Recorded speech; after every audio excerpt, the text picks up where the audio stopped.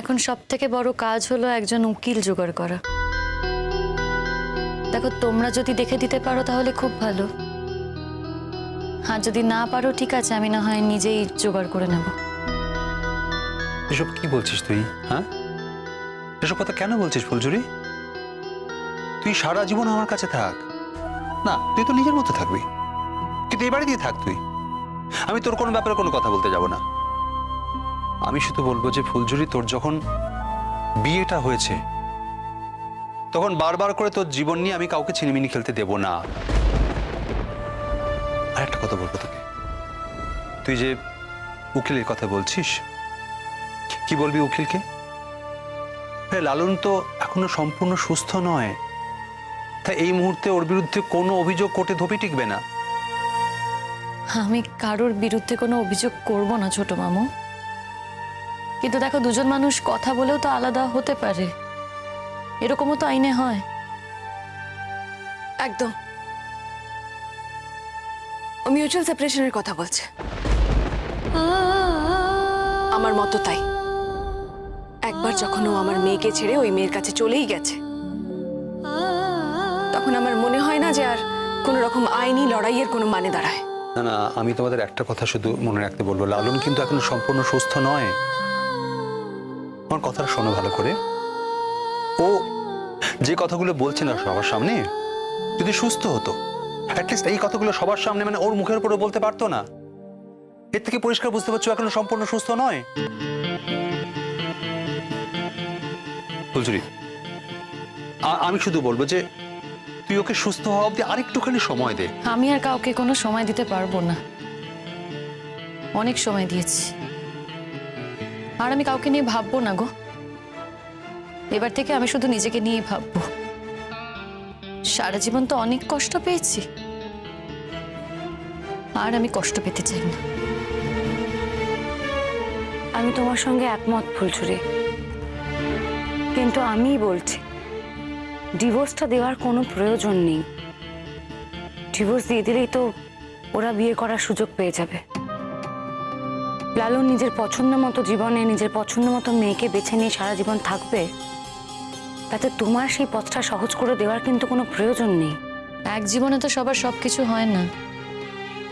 ভেবেছিলাম দুজনে মিলে সুখে থাকবো, কিন্তু ও যখন আমাকে বাদ দিয়ে সুখে থাকতে চাইছে অন্য কারোর সাথে, সেখানে আমার তো সব ব্যবস্থা করে দেওয়া উচিত।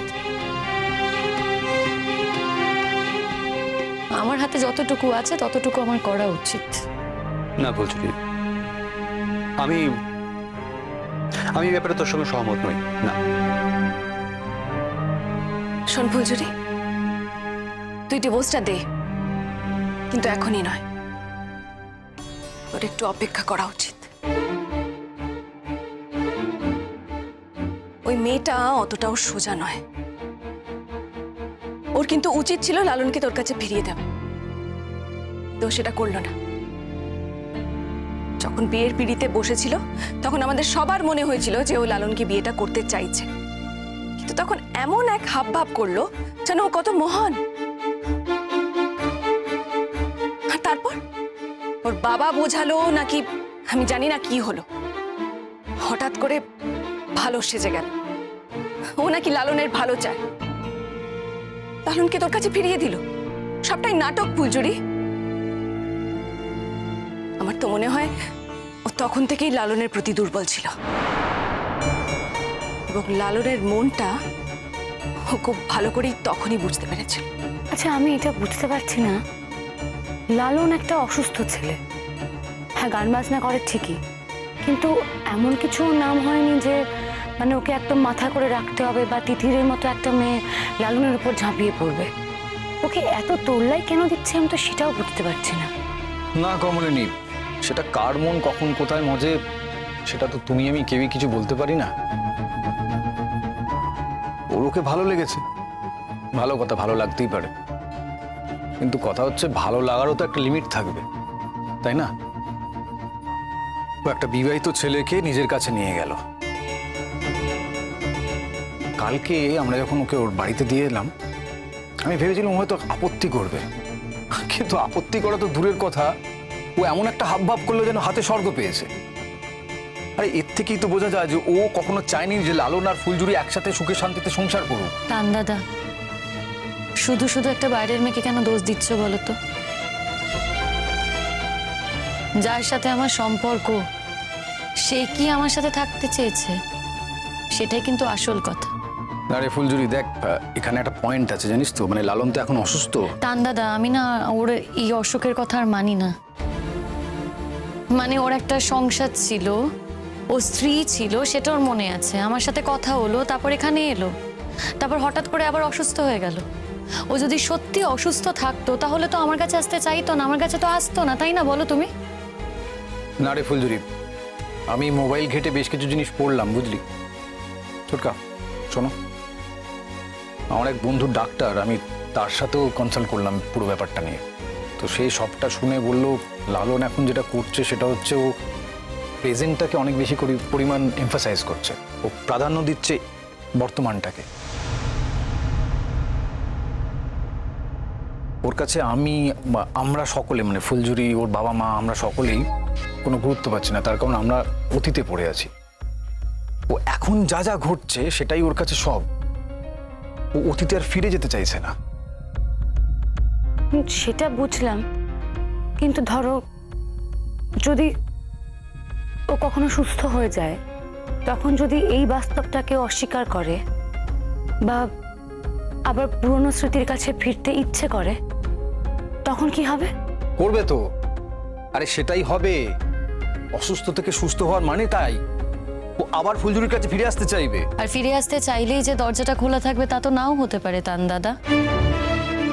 আচ্ছা, অসুখ করার অধিকার কি শুধুমাত্র লালনের আছে? আমার বুঝি নেই। ধরো আমারও অসুখ করলো, এমন একটা অসুখ যেখানে আমি লালনের কাছে আর যেতে পারলাম না, লালনও আমার কাছে আসতে পারলো না, কিংবা আমি ওকে চিনতেই পারলাম না। অসুখ করলো আমার, এবার কি বলবে বলো?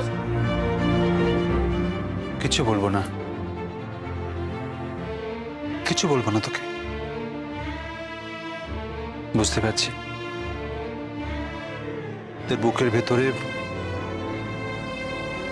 এক পাহাড় প্রমাণ অভিমান জমে আছে। খুব খারাপ লেগেছে তোর, সেটাই তো স্বাভাবিক। বারবার করে তোর জীবনে যা ঘটে চলেছে তাতে আজকে তোর মধ্যে যা হচ্ছে সেটাই স্বাভাবিক ফুলঝুরি। কিন্তু সবকিছুর পরেও আমি তোকে একটাই কথা বলবো, দেখ, একবার যদি ডিভোর্সটা হয়ে যায় তাহলে তো হয়েই গেল, তাই না? আমি কিচ্ছু জানি না। এই ডিভোর্সটা হয়ে গেলে আমি কিন্তু আমার মেয়ের আবার ভালো জায়গায় বিয়ে দেব। এটা কোনো বিয়ে? প্রথম দিন থেকে অশান্তি, ঝুট, ঝামেলা। না না, এটা কোনো বিয়ে নয়। মা, বিয়ে ছাড়া কি জীবন চলে না বলো তো? বিয়ে না করেও তো জীবন কাটে। আর আমার নেই, বিয়ের অভিজ্ঞতাটা পুরো তেতো হয়ে গেছে। আমি আর এসব চাই না গো। আমি গান গেয়ে আমার বাকি জীবনটা কাটিয়ে দিতে চাই, কিংবা সমাজে তো কত কাজ আছে সেগুলো করতে চাই। তুমিও তো চিরকাল এসবই করেছো, তাহলে আমি কেন করতে পারি না বলো তো? নিশ্চয়ই পারিস, নিশ্চয়ই করতে পারিস ফুলঝুরি, তো যা মন চাই তুই করতে পারিস। আমি আমি তোকে কোনো ব্যাপারে বাধা দেব না। কি রে যে বললি গানটার কথা বললি, আমি শুধু ওটাই বলবো, যা করবি কর, শুধু গানটাকে বজায় রেখে করতে হবে। জীবনে মানুষকে কোথাও একটা ঘুরে দাঁড়াতে হয় ফুলঝুরি। এই গান হচ্ছে তোর সেই ঘুরে দাঁড়ানোর জায়গা। আগামী দিনে এই গান দিয়ে তোকে তোর এই অসম্মানের উত্তর দিতে হবে, দিতেই হবে ফুলঝুরি। ফুলঝুরি, এমনও হতে পারে তুমিও এক জায়গায় গান গাইতে যাচ্ছ, লালনও ওই একই জায়গায় গান গাইতে যাচ্ছে। হয়তো একই সঙ্গেই দুজনের গান পড়লো, তখন ও গান গাইবে বলে তুমি গান গাইবে না, সেটা যেন না হয়। কেন আমি গান গাইবো না? আমি তো তোমাদের বলছি যে আমি আজ থেকে আর লালনকে চিনতে চাই না। তা একটা অচেনা মানুষের জন্য আমি কেন গান গাইবো না বলো তো?